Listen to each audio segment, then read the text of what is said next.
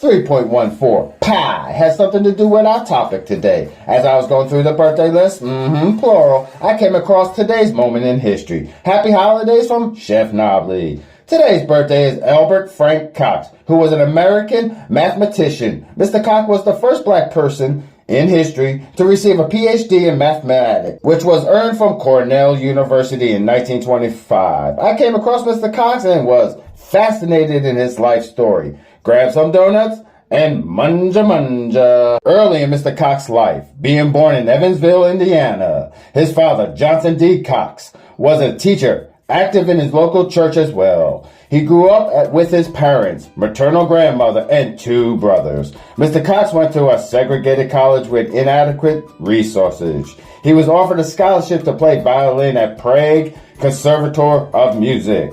Turned that down to pursue his interest in mathematics. Something tells me he would have done great at anything he did. Anything he put his hand on. The golden goose. While at the Indiana University at Bloomington, he studied math. Listen to his other studies: German, English, Latin, history, hygiene, chemistry, education, philosophy, finally, physics. Just at Indiana in 1917, Mr. Cox walked across that stage in style to get his bachelor's degree.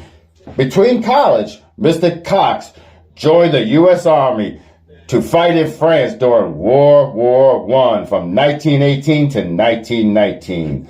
When he was honorably discharged, he started tutoring math students. I feel the point that people need to see is the drive this man had to make himself better as well as the people around him.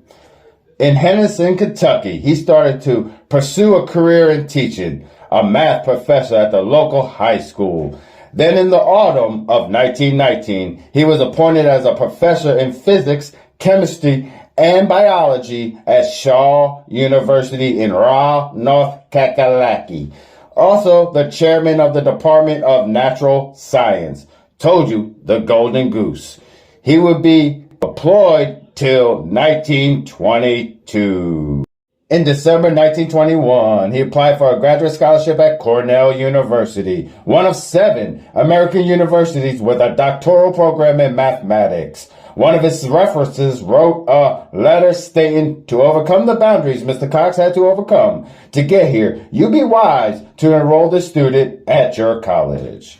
Mr. Cox was very successful at Cornell. William Lloyd Garrison Williams, a co-founder of the Canadian Mathematical Congress, who became chairman of Cox's special committee. Later on, they both ended up at the McGill University in Montreal. In 1925, he went back to Cornell to finish up his dissertation.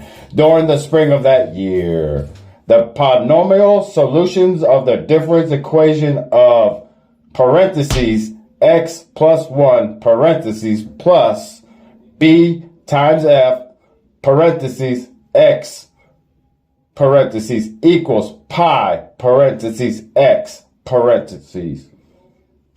In the summer of that year, on September 26, 1925, he received his PhD in mathematics. The first published paper was in 1934.